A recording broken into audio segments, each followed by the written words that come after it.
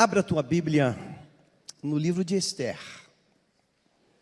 Esther é o livro que está, para facilitar, antes de Jó. Então, abre em Salmos, o livro que antecede é Jó, e o livro que antecede a Jó é Esther. Na medida que você for encontrando esse texto, eu quero que você abra no capítulo 6. Capítulo 6 do livro de Esther.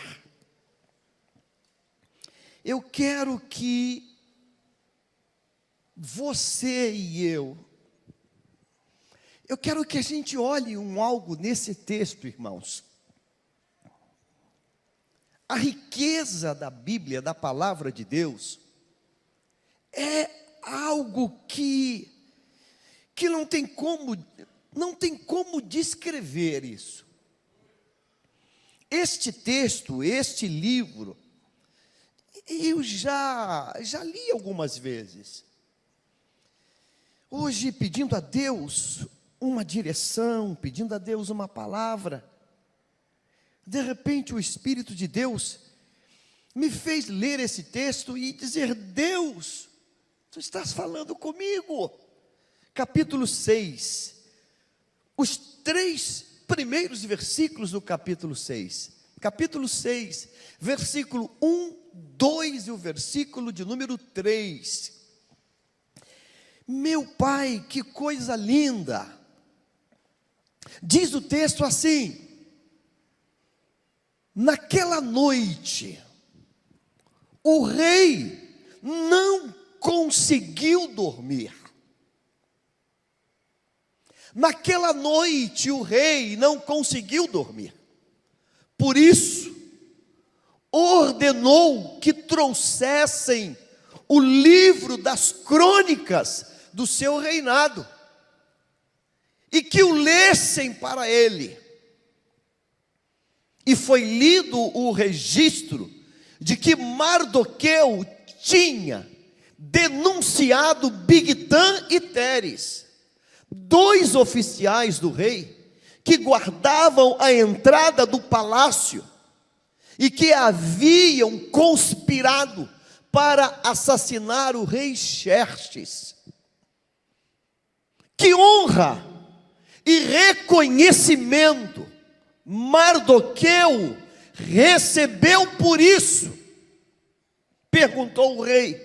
Seus oficiais responderam: nada lhe foi feito.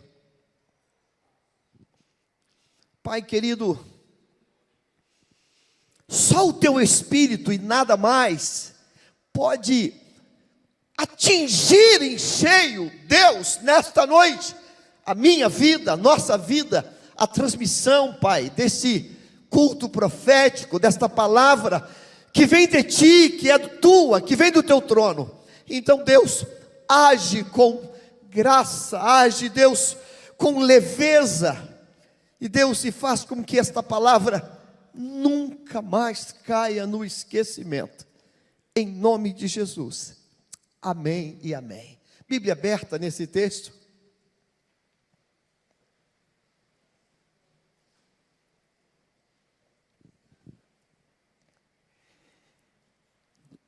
É especial demais essa palavra. E se nesta noite você se der o presente de dizer: Deus, eu vou me deter com o coração aberto para esta palavra, eu digo a você que esta noite é uma noite de cura, é uma noite de milagres, é uma noite de milagres. O texto é demais. Esther é um livro preciosíssimo no contexto do cânon sagrado. E nesta noite eu quero destacar algo que acontece dentro desses 3 versículos. O nome do rei, desse personagem, é Xerxes. O texto começa dizendo, de maneira muito sutil, a seguinte informação: naquela noite, o rei não conseguiu dormir.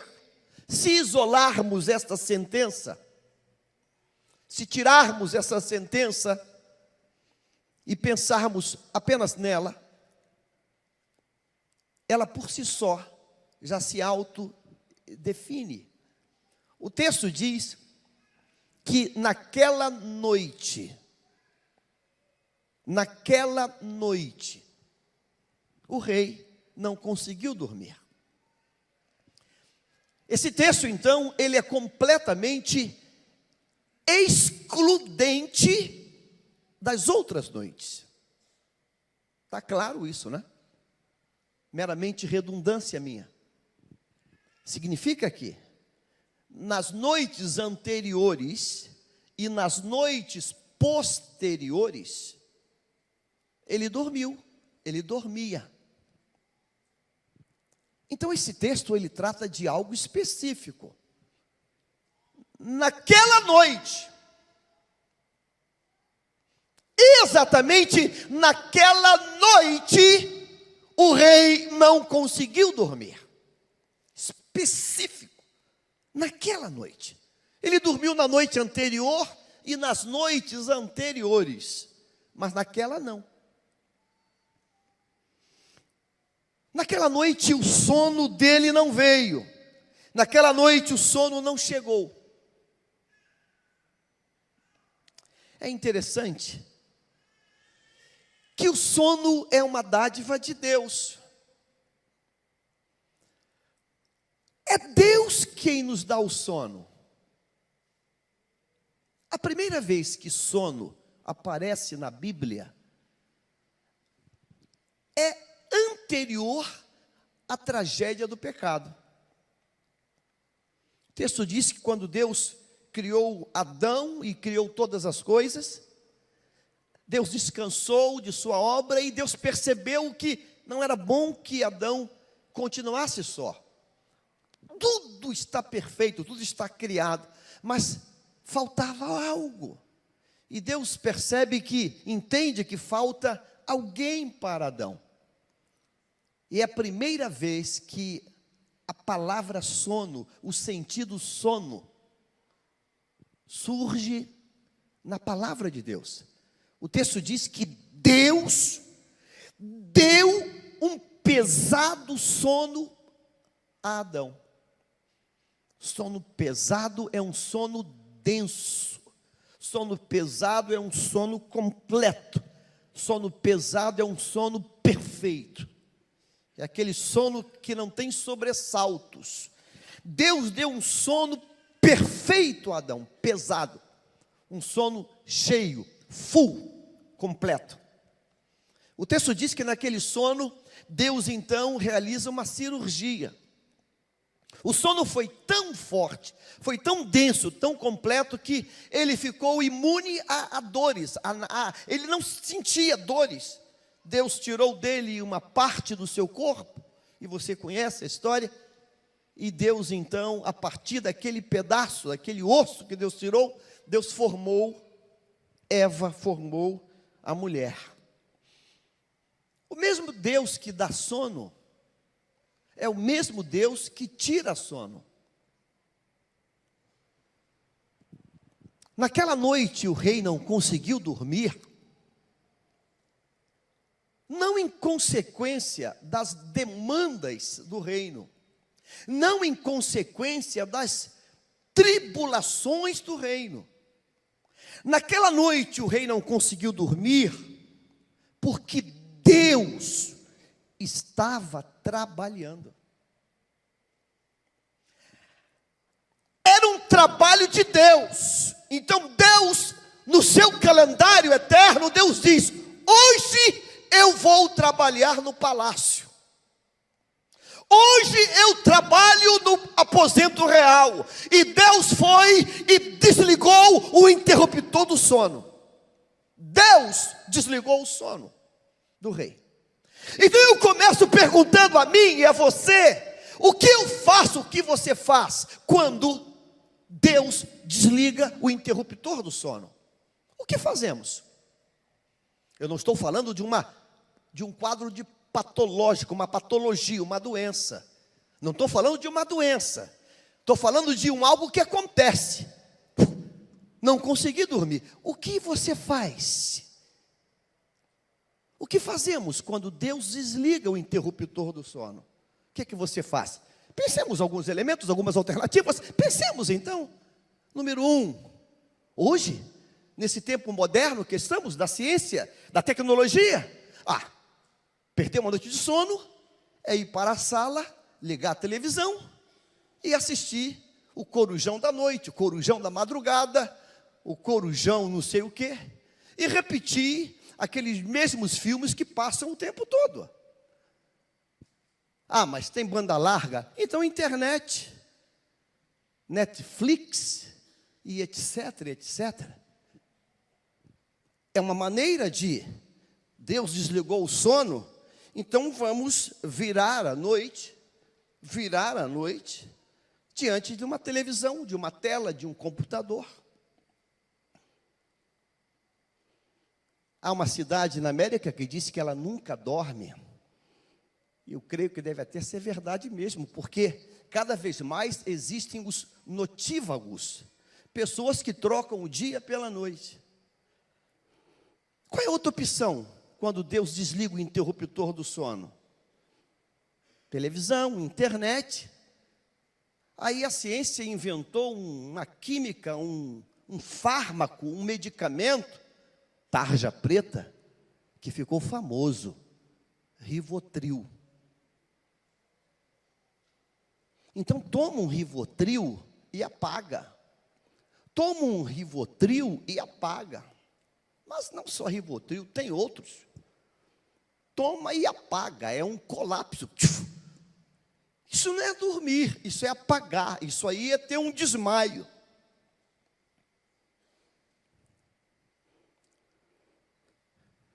Eu louvo a Deus porque Xerxes não buscou resposta em nenhuma outra coisa naquela noite. Ele não buscou nenhum escape mecânico ou artificial. Eu vejo em Xerxes hoje um exemplo a ser seguido para a minha vida e para a tua vida. Uma capacidade de percepção elevada. Então eu paro e me pergunto, não pastor, esquece o pastor, mas o homem igual a você, o ser humano, Jaime, o que você faz quando Deus desliga o interruptor do sono? O que você faz? O que você faz? Se não é cristão, procura uma vida noturna. E como hoje a vida noturna está crescente hoje. Há cerca de uns dias atrás, eu tive que pegar um voo 6 da manhã. Era o único voo, fui a Paraná, e o voo era 6 da manhã. Eu falei, meu Deus, acordei 4 para não perder o avião. E eu lembro que quando eu passei num certo lugar, eu pensei que tinha alguma coisa fora do lugar. Eu falei, meu Deus, ou está tudo certo, eu sou errado, ou está tudo errado, eu não entendo mais nada. Porque quando eu entrei numa certa área do Rio de Janeiro,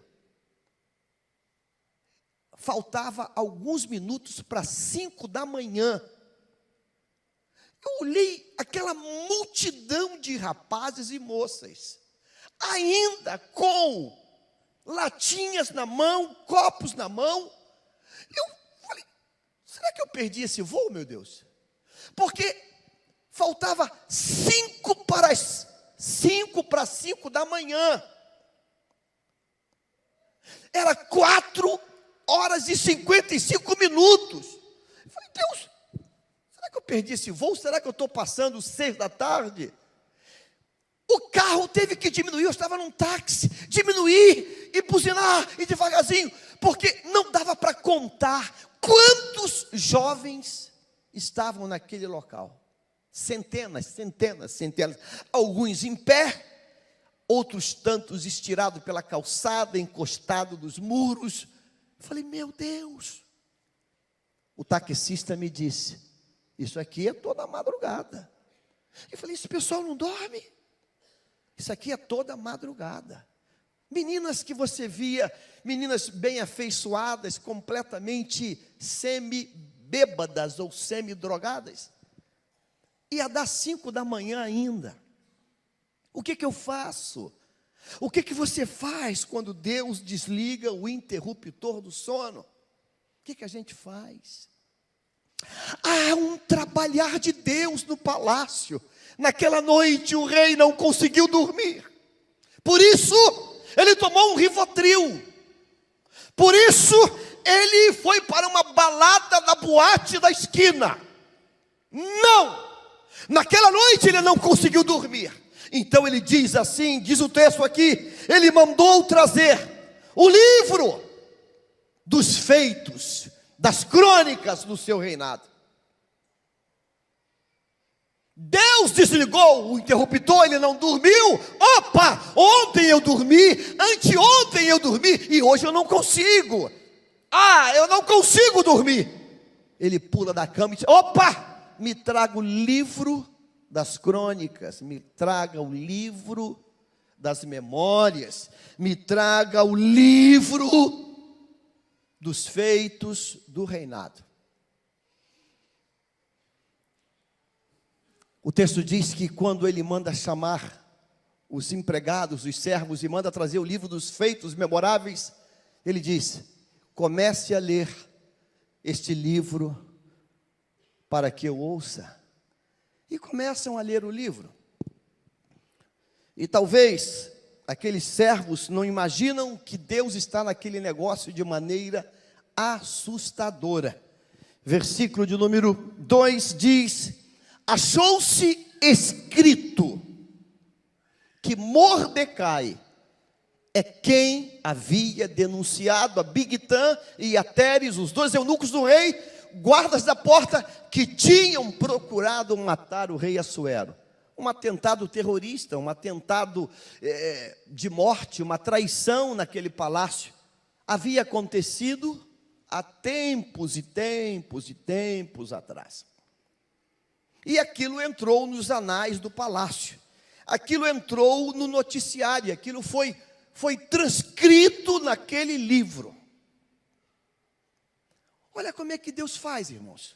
Deus desliga o interruptor, tira o sono do rei, e o rei não busca uma saída mecânica, o rei manda ler o livro das memórias.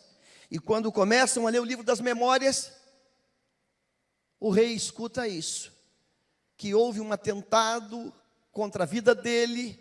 Esse atentado foi praticado por 2 funcionários dele, e Mardoqueu descobriu, denunciou, e aquela tentativa de morte foi abortada, ela não foi consumada. Versículo de número 3.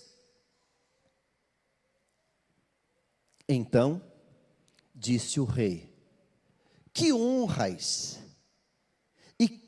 e que distinções se deram a Mordecai por isso? E quando o rei faz essa pergunta, se tivesse tido alguma coisa em razão daquilo, estaria nos anais. E os empregados olham, os cronistas olham e dizem, olha rei, nada foi conferido. Ou seja, não fizeram nada. Não foi feito nada. Eu quero nesta noite trabalhar numa área que eu não me lembro de ter algum dia ministrado nessa direção. A capacidade que nós temos de cometer ingratidões por dolo, por intenção ou puramente por omissão, por negligência.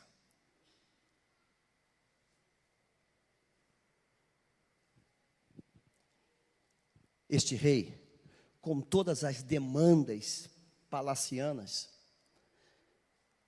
ele ficou muito feliz, porque uma tentativa de assassinato contra ele foi abortada.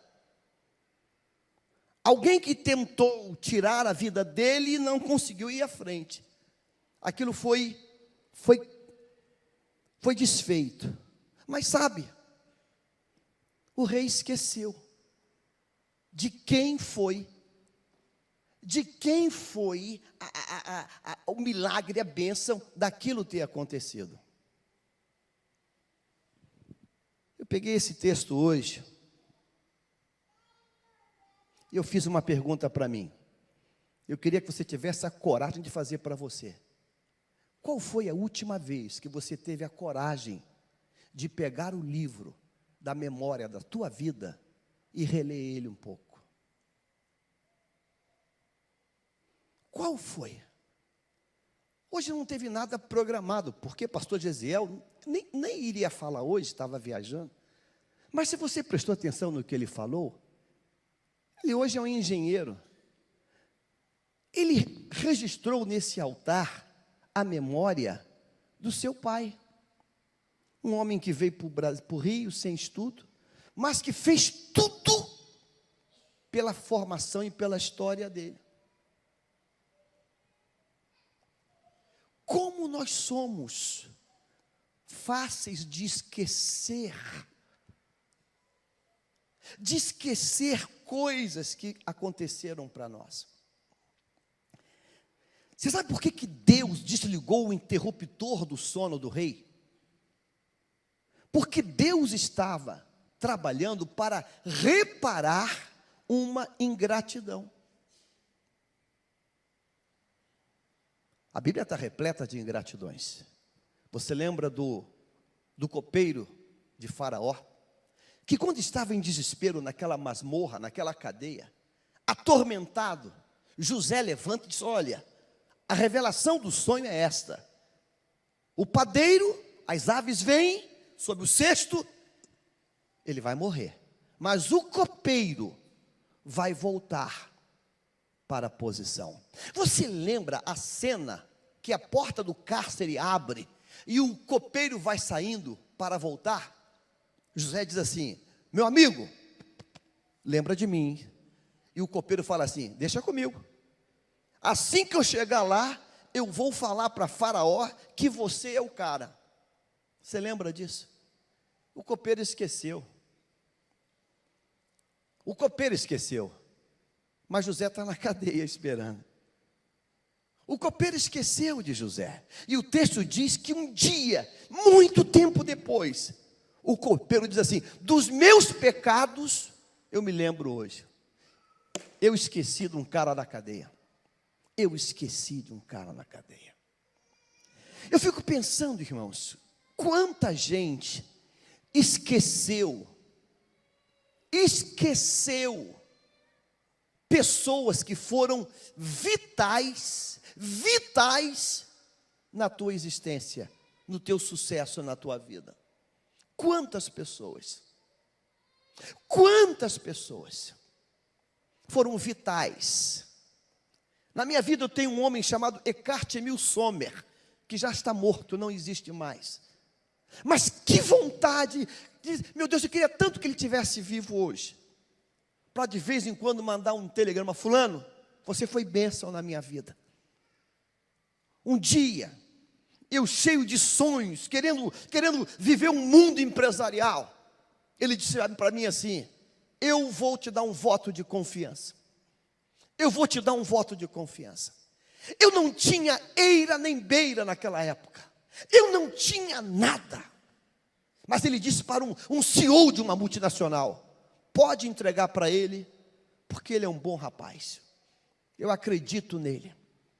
Sabe, eu saí daquele dia, falei: meu Deus, era uma dificuldade para vender para uma empresa grande. Queriam mil garantias de crédito. Me mandaram um caminhão de mercadoria. Um Mercedes truncado. Porque um homem disse assim: eu acredito nele, pode dar para ele que eu acredito. Eu lembro que o alemão falou: rapaz, isso é na tua conta, eu acredito nele. E aquele homem confiou na minha história, confiou no meu trabalho.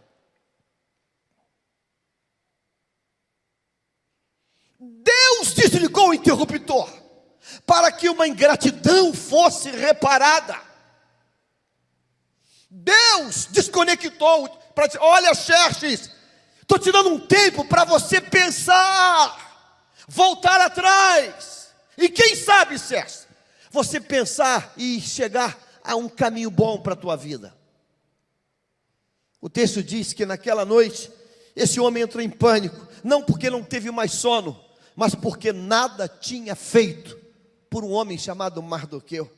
E ele espera o dia amanhecer, ele está aflito, ele está nervoso, porque ele precisa reparar. E você vai ler o texto que ele vai reparar com excelência. Ele vai dar o cavalo real, ele vai dar tudo o que ele tem de melhor para reparar uma ingratidão que havia acontecido. Nós cometemos ingratidões contra familiares, contra esposas, contra esposos, contra pais. A gente comete ingratidão. A gente comete ingratidão. Esses dias alguém falou comigo: pastor, eu fui destratada e destemperada pela minha própria filha.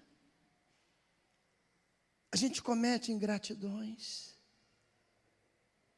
Alguém já disse que a filha disse para a mãe você conhece, talvez já ouviu falar isso, cheia de marcas, cicatrizes: mãe, por favor, não vá na porta da minha escola. Não vá, mãe. Ela era muito bonita, muito linda, e a mãe completamente coberta de cicatrizes. A mãe não disse nem sim, nem não, apenas abaixou a cabeça. Encurtando e finalizando a história, todas aquelas cicatrizes, aquelas marcas, foi porque um dia, quando a casa pegou fogo, a mãe pegou ela contra o peito, apertou com toda a força e enfrentou as chamas, para que ela não fosse queimada. As marcas, as cicatrizes da mãe não eram genéticas, foram feitas para livrar a filha. Eu fico pensando: Deus, quando foi a última vez que eu peguei este livro para ler este livro? Quando foi a última vez? Quando foi a última vez que eu peguei esse livro em minhas mãos?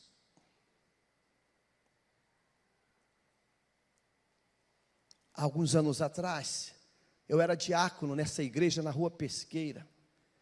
E chegou um tempo de consagração ministerial, consagração de obreiros. E eu lembro que um obreiro disse: vamos apresentar o Jaime para o presbitério. E um homem que não está mais conosco, a filha está aqui, Raimundo Lino da Silva, disse: Jaime não. Jaime, Deus tem outra coisa para ele. Eu vou levar ele ao ministério. Eu era jovem. Eu era um menino. Irmãos, eu não posso esquecer dessas coisas. Eu não posso esquecer. Eu não posso permitir que haja um lapso de memória. Eu fico vendo gente que esquece que só está onde está, só chegou aonde chegou, porque alguém lá atrás fez alguma coisa. Esquece, completamente esquece. Há um ditado popular que diz que as pessoas têm muita facilidade de esquecer as raízes. Isso é verdade. A gente esquece. Fica meio estranho. Fica meio complicado. Oh Deus, eu quero te louvar pela vida de Xerxes. Porque um dia que o interruptor desliga, ele perde o sono. Ele faz a coisa certa. Aí Deus veio ao meu coração e perguntou a mim: Jaime, quando foi a última vez que você leu o livro das memórias? Quando foi a última vez? Você ainda lembra de alguém que gastou o tempo para te alfabetizar? Você ainda lembra de alguém que te deu o teu primeiro emprego e confiou em você? Você ainda lembra disso? Ainda lembra de alguém que disse assim: eu vou fazer algo por você. Ontem no café da manhã lá em casa, eu tenho um vidro, e eu gosto muito de torradas, torradinha com manteiga. E o vidro está na minha frente, e a minha esposinha falou assim: Você sabe quanto tempo tem esse vidro? Eu olhei e falei, não. É um vidro pintado, uma pintura bonita, feita à mão. Eu falei, não. Esse vidro tem 25 anos. Eu falei, meu Deus, 25 anos. 25 anos. Você sabe quem pintou esse vidro? Você sabe quem te deu esse vidro de presente? Eu falei, não. Foi a Líbia. Líbia é uma jovem senhora, foi casada com um jovem chamado Gessé, foi professora de piano, de teclado, e ia dar aula lá em casa para o meu filho. E na época ela pintava vidros e pintava quadros, uma capacidade muito linda. E o vidro é um vidro tipo daqueles grandes de maionese, todo pintado, todo lindo, pintado a pincel, uma coisa linda. Eu falei, Deus, quando eu encontrar com ela, eu vou dizer para ela, Líbia, as torradas estão cada vez mais gostosas. As torradas estão cada vez, Deus não deixa quebrar o vidro não, Senhor, mas as torradas estão cada vez mais gostosas. Sabe, irmãos, meu Deus, Deus desliga o interruptor, e a gente não entende o que Deus está falando. Irmãos, entenda bem que quando Deus nos para, é porque Deus quer tratar em alguma área nossa. Quando Deus te leva de repente para um hospital, é porque Deus quer tratar contigo em alguma área. Ele quer tratar, entenda isso. Ele não te para à toa, Ele te para porque Ele quer que você pare, reflita, pense. Pode ser que tenha alguma coisa que você tenha que consertar, mas vivemos como máquinas, vivemos como tolos, e a gente esquece que Deus nos para tratar conosco. Sabe, irmãos, essa falta de sono não veio por acaso, não foi o diabo. A gente bota rapidamente a culpa no diabo. Pastor, fizeram macumba para mim, estou sem dormir. Não fizeram macumba não, é Deus que está te chamando para ter uma conversa. É Deus. Tem duas maneiras de tratar isso. Dois homens na Bíblia tratam diferente. Dois nomes, dois homens. E por coincidência, os dois têm a mesma letra inicial. Jacó e Jonas. Jacó, quando Deus quer tratar com ele monta planos, ele monta estratégia, ele monta tudo. Mas Deus vai apertando. E ele descobre que estratégia não vai resolver. Então Jacó toma a decisão mais linda que um homem pode tomar. Passou mulher, passou todo mundo e disse, passem aí. Eu vou descer para o Jaboque, porque eu preciso entender o que Deus quer tratar comigo. Ele vai para o Jaboque, e naquela madrugada ele luta com Deus, até amanhecer o dia. O outro homem começa com J. Jonas é o exemplo do louco. Deus quer tratar com ele, mas ele monta estratégia. Ele desce para o porto, ele compra a passagem do navio, ele embarca no navio, e ele faz uma coisa que nenhum ser humano normal faria. Nenhum ser humano normal faria. Ele vai para o porão do navio. O nome disso é insanidade. O ar é rarefeito. Porão é povoado por ratos. O ar é pesado, é úmido, é fétido. Mas ele vai para o porão. E diz a Bíblia que no porão, esse homem dormia profundamente. Eu acredito que foi Jonas que inventou o Rivotril. Ele tomou um Rivotril pesado naquele dia. Tomou. Ele estava no Rivotril. Foi tão forte que Deus começou a mandar o vento, o navio balançou, o navio bateu, o navio fez de tudo, e ele não acordou. O oficial chegou lá, deu um soco, um balde. Parece aquela cena daquele programa de televisão, a Minha Mãe, uma peça que joga um balde d'água na cara. Seu dormente! E ele acordou. O que está acontecendo? Você perdeu o juízo? Está tudo acontecendo de terrível aí. Você está dormindo? Como você consegue dormir? Rivotril. Sabe, irmãos, tem gente escapando quando Deus quer apenas conversar. Deus quer tratar contigo. Deus quer tratar contigo, irmãos. Deus trata conosco quando vem um desemprego. Deus trata conosco quando vem um baque. Deus trata conosco quando vem um diagnóstico. Deus trata conosco, Deus trata conosco. Contei para vocês, alguém aqui sabe? Nunca. A única vez que eu me internei num hospital foi para operar fimose, fazer circuncisão. A única vez. Quando eu era pequeno, bem pequenininho. Sou duro na queda, mas há cerca de uns meses atrás, eu voltando para casa, eu comecei a pensar: Jaime, você dirige bem, mas tu está ruim de volante, porque eu ia assim, de um lado para o outro, e bebê, ô barbeiro, ô maluco. Eu falei: rapaz, de repente eu desaprendi a dirigir. Eu estava achando isso, duro na queda, mas eu pensava: vou fazer uma sauna a vapor e vou melhorar. Aí quando eu cheguei mais na frente, eu comecei a balançar, eu falei: sabe uma coisa? Eu vou parar, acho que a minha pressão baixou um pouco. E quando eu parei no hospital, e passei pela triagem, botaram logo uma etiqueta vermelha. Falei: minha filha, me dá verde. Que verde, meu senhor? A sua é vermelha. E veio já a médica: como é que o senhor chegou aqui? Eu falei: vindo como? Dirigindo. Você está dirigindo? Você não pode dirigir. Enfermeira, pegue ele, tira a roupa dele. Me tirou logo a roupa, me botou a camisola, me deixou sem roupa. Falei: minha senhora, que maluquice é essa? Eu vou em casa e volto. O senhor não sai daqui hoje. E ligou na minha frente para a UTI. Eu quero uma cama agora. Eu já subi para a UTI. Nunca tinha ido para uma UTI ficar internado. Irmãos, e quando eu cheguei ali, Deus falou comigo: eu que te trouxe. O único jeito de conversar contigo é te parando. Eu te parei para conversar. Eu te parei porque eu quero tratar contigo um assunto. Você consegue entender isso? Que quando vem um baque, quando vem um desemprego, quando vem uma doença, quando vem uma dor, quando vem uma cólica, não bota a culpa no diabo, não. Deus pode estar querendo tratar em alguma área.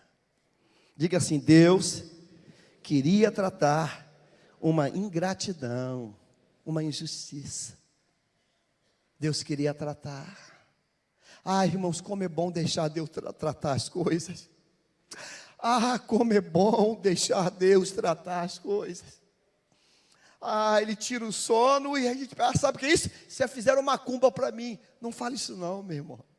Não fizeram macumba não. É Jeová purinho na terra. Eu quero tratar contigo. Sabe, esse homem me dá um exemplo magnânimo. Ele entende que Deus está tratando. Deus está tratando. Acontecem coisas para a gente ficar melhor. Abílio Diniz, há uns anos atrás, sofreu um sequestro fortíssimo. Você lembra? Memória boa.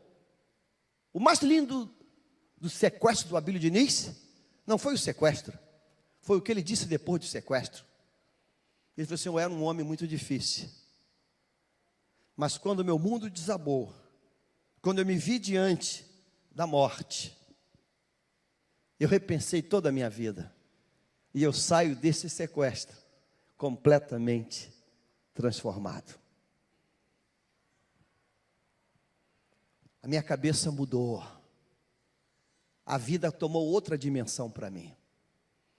Eu sempre achei que era a minha capacidade empresarial, era o meu dinheiro.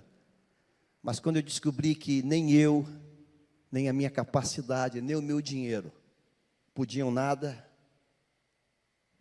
eu mudei todos os conceitos. Sabe, Deus desliga certos interruptores porque Ele quer falar. E eu queria que você hoje começasse a parar e pensasse: o que Deus quer tratar comigo? Porque essa porta fechou, isso fechou, isso fechou. Deus quer falar comigo. Você lembra de Balaão? Balaão resolve as coisas mais malucas. Ele resolve bater no animal que é o animal dele. Como se fosse pouco, ele resolve discutir verbalmente com uma jumenta. O cara fica tão doido, tão doido, tão doido, que ele fica discutindo com a... Olha, eu te mato hoje, seu quadrúpede. E o jumento fala, que dia foi que eu fiz isso contigo? E ele fica em altos papos com o animal. Deus estava falando com ele, mas ele não conseguia ver Deus. Sabe, irmãos, quando nós não conseguimos ver Deus, nós entramos num caminho da insanidade. Eu queria que você hoje pegasse o teu coração e falasse assim: Senhor, eu tenho que mandar trazer o livro dos feitos históricos, dos feitos memoráveis. Eu quero Deus reconhecer, Pai, eu quero reconhecer, Deus, eu quero reconhecer, Senhor, coisas que talvez eu não esteja reconhecendo, eu quero reconhecer. Você é cristão há muito tempo? Quem foi o obreiro ou a obreira que te deu a primeira oportunidade? Quem foi que te confiou uma classe de escola dominical ou algum departamento? Quem foi? Quando ninguém acreditava, alguém acreditou em você. Você esqueceu isso? Você esqueceu isso? Você esqueceu? A gente esquece com facilidade. Aí Deus vem, desliga o interruptor, e ele toma o caminho certo. Deus trata. Sabe por que Deus trata? Porque Deus não faz apologia, não faz defesa de ingratidões. Deus não faz. Deus não tem prazer nisso. Então eu queria que você hoje saísse daqui pensando: meu Deus, o que eu tenho que reparar, Senhor? O que eu tenho que reparar? Senhor, o que eu tenho que pensar? Senhor, eu tenho que pensar em alguém que um dia Deus usou para a minha vida. Essa multinacional que eu contei para vocês, a história dela começou no prédio De Paoli, na Nilo Peçanha. Eu creio que foi um anjo. Pense um garoto novinho, 20 e poucos anos, recém-chegado na igreja, vindo da maconha, das drogas. Eu era hippie, cabeludo, bicho solto, doidão, mas sempre fui guerreiro para trabalho. Aí peguei o jornal O Globo e vi lá: emprego de vendedor, Nilo Peçanha, 50, prédio De Paoli, 20º, sei lá que andar. E cedinho, segunda-feira, eu estou naquele corredor, saí do elevador, novinho, magrinho ainda, andando pelo corredor, procurando a sala que eu tenho que entrar. Você crê em anjo? Eu não sei se foi anjo, ou se foi, não sei. Eu sei que foi coisa de Deus. Aí encontro um homem na minha frente naquele corredor, e diz assim: você está procurando o quê? Aí eu olhei para ele e falei: a sala, digamos, 2349. Ele fala para mim assim: esse emprego não é bom para você não. Esse não é bom para você não. Olhei para ele, não entendi. Esse aqui não é bom para você não. Bom para você é Rua da Lapa 180, coisa que eu nunca mais vou esquecer. Olhei para ele. Você entendeu o que eu falei? Rua da Lapa 180. Esse é bom para você. Acho que era o 6º andar. Eu lembro que eu falei assim: ah, então tá. Voltei para o elevador, apertei o elevador, desci. E onde é a Rua da Lapa? É na Cinelândia. E fui até a Rua da Lapa 180. E quando eu cheguei na Rua da Lapa 180, no 6º andar, se não me falha a memória, com mais precisão, chego na sala, está lá uma empresa. Eu entro para a secretária e falo: eu vim aqui porque um moço mandou vir aqui, um senhor. Qual o nome dele? Falei: eu não sei. Falei: não sei. Mas você veio aqui fazer o quê? Eu quero ser vendedor, quero trabalhar como vendas. Ah, então espera aí. Ela liga para o gerente e fala: tem um candidato aqui. Ele manda ele preencher a ficha. Eu nunca tinha trabalhado. Eu preenchi a ficha e ele falou: mas você trabalhou onde? Eu falei: não trabalhei, meu primeiro emprego, eu quero mas eu sou guerreiro, eu sou um cara, eu sou determinada. Eu falei, não sei não, a gente quer gente com experiência. O produto aqui é técnico, é com experiência. Eu falei, mas fala com o chefe. O moço mandou eu vir aqui, falou que aqui era o meu lugar. Ela foi lá dentro e falou com ele, Wagner Jociones. Ele veio olhar quem era o dito cujo que está na sala. Estou eu lá, magrinho, lá, todo empinadinho. Você já foi vendedor? Eu falei, não. Mas aqui é venda técnica. Eu falei, eu sei, mas o moço mandou vir aqui. Que moço? Eu falei, eu não sei o nome, eu não sei. Não arranja mais confusão para mim não, moça. Eu falei, então tá bom, olha, vou te dar você vai fazer o cursinho, e e você der certo, deu, se não. Eu falei, tá bom, eu quero a oportunidade. Passei 7 anos. Esse homem foi meu padrinho de casamento. Eu acredito que aquele moço no Depaoli era um anjo de Deus. Fala, Deus, eu te glorifico por aquela homem, por aquela palavra, eu te glorifico. Eu não posso esquecer, irmãos. Não esqueça coisas que aconteceram em teu favor. Você entende isso, irmãos? Amém.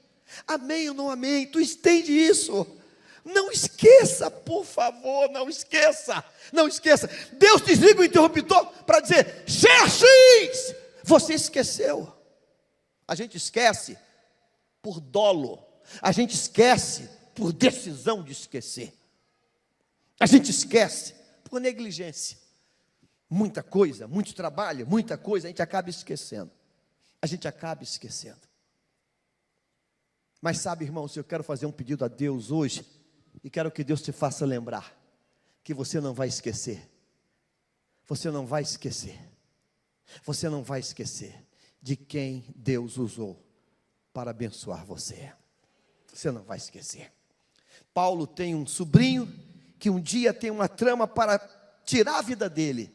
E o sobrinho nunca pregou, nunca escreveu nada, mas o sobrinho ouviu e denunciou. E porque denunciou, Deus deu vitória, Deus abortou.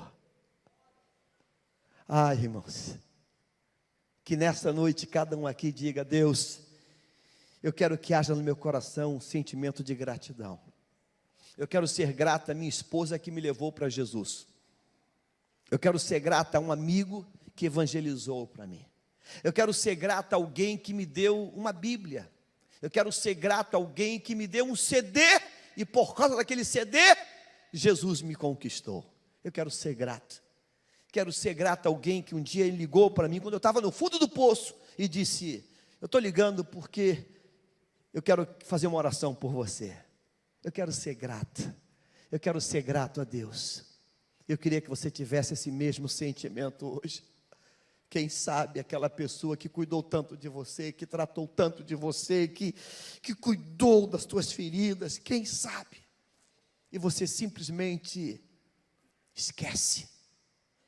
Uma das iras de Deus, Deus abomina, Deus tem uma revolta. Diz a palavra, aquele que esquece a mulher da sua mocidade. É sempre aquela primeira que tirou os carrapichos todos. É sempre aquela primeira que tirou os carrapichos todos. Isso acontece muito, né? Namoraram pobres, viveram em comunidade pobres, aí um ou outro enriquece. E quando enriquece, a fama sobe para a cabeça. Aí ele diz assim, ela não tem o meu nível. Mas ele esquece que aquela que não tem o nível, era aquela de desde sempre. Aquela que trocou todas as toalhas, e aquela que esteve lado a lado ali, nos piores momentos da vida. Irmãos, que Deus guarde a mim e a você disso. Que Deus te guarde disso. E que você diga assim, Deus, agora, a partir de hoje, toda vez que o interruptor desligar, eu vou pular da cama e vou dobrar os joelhos. Não liga a televisão não, Deus quer falar contigo. Não vai para a internet não, Deus quer falar contigo. Deus te mexeu contigo, corre para ouvir Deus, porque Deus quer falar contigo. Você entende isso hoje?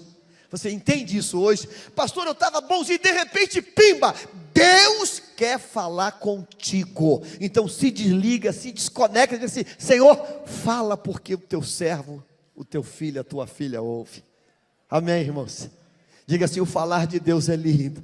Sabe, Deus fala através da leitura de um livro. Deus fala através de refrescar a memória. Deus está falando através de uma memória que está assim: uau, meu Deus, não fizemos nada por Ele, ainda vamos fazer. E eu quero terminar esse texto dizendo para você algo lindo dentro dessa palavra. Diga assim: nunca é tarde. Diga: nunca é tarde para reparar uma ingratidão.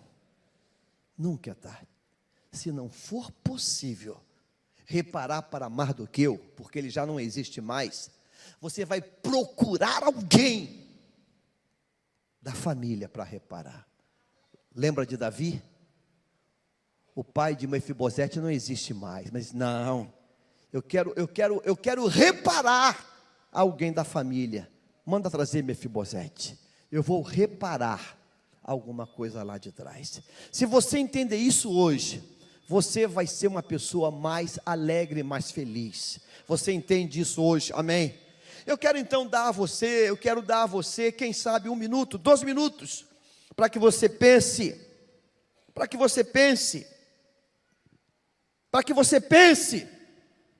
alguma coisa que você precisa dizer: Deus, eu nunca agradeci aquela pessoa que me deu meu primeiro emprego. Eu nunca agradeci aquela pessoa que me deu aquela primeira bolsa de estudo. Não sei. Eu nunca agradeci aquela pessoa que foi tão gentil comigo. Foi tão fiel.